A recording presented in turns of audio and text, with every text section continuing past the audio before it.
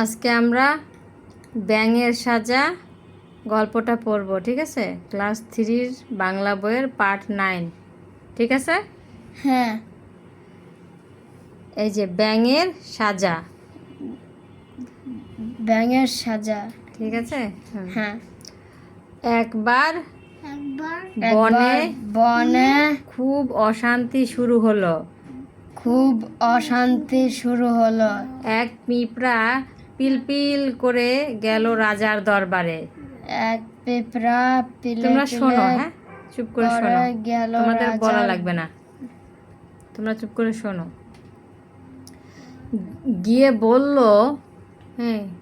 বলল, রাজা মশাই, বিচার করুন, মুরগি আমার বাসা ভেঙে ফেলেছে। রাজা সিপাহীদের ডেকে বললেন, যাও, মুরগিকে ধরে নিয়ে এসো। মুরগিকে নিয়ে আসা হলো। সে কক কক করে বলল, সাপ আমার ডিম ভেঙে ফেলেছে। সাপকে ধরতে গিয়ে পিঁপড়ার বাসা ভেঙেছে। হাসে কেন? হাসে না বাবা, স্যার হাসে না, আর নড়াচড়া করে না। আগে সাপের বিচার করুন রাজামশাই।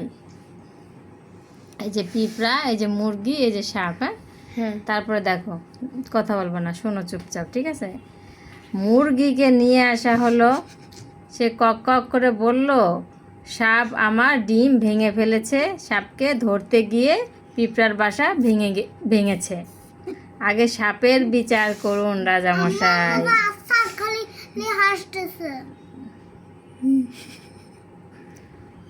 সিপাহীরা সাপকে ধরে আনলো।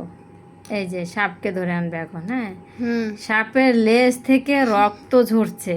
সে বলল, হরিণ খুর দিয়ে আমার লেজে আঘাত দিয়েছে।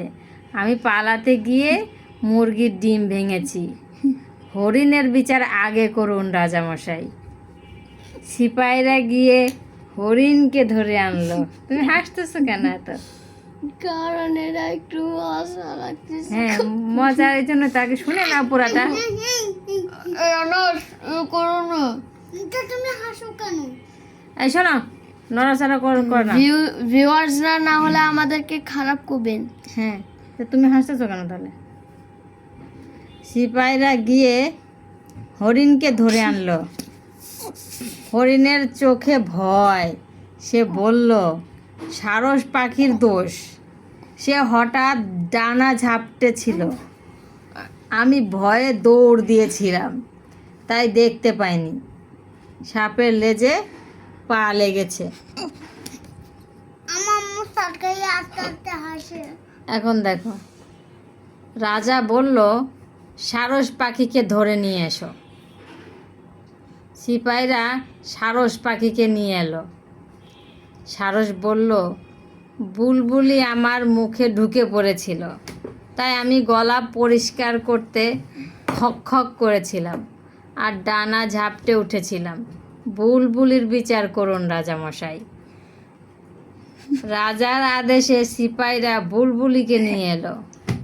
বুলবুলি বলল, আগে আমার কথা শুনুন রাজামশাই।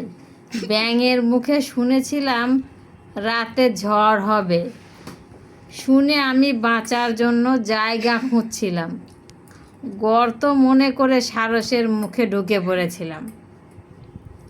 ব্যাঙ মিথ্যা ভয় দেখিয়েছে, রাতে ঝড় হয়নি, তাই ব্যাঙের বিচার করুন রাজামশাই।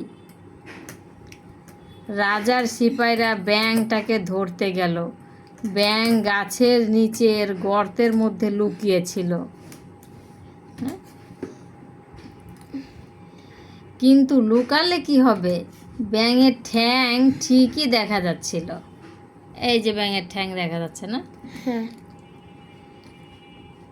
এখন রাজার সিপাহীরা ব্যাঙের ঠ্যাং ধরে টান দিল, হেইও হেইও।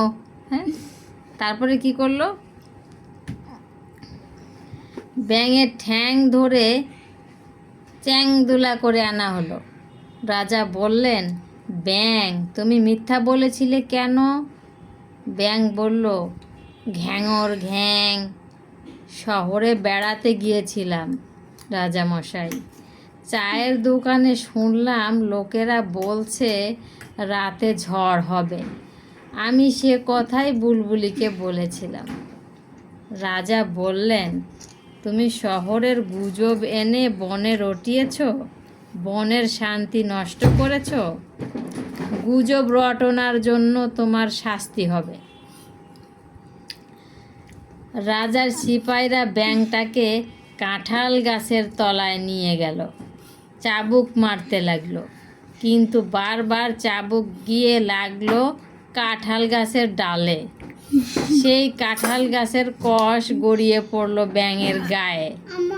তারপর থেকে ব্যাঙের গায়ে দাগ হয়ে গেল। আর আছে এপাশে শেষ।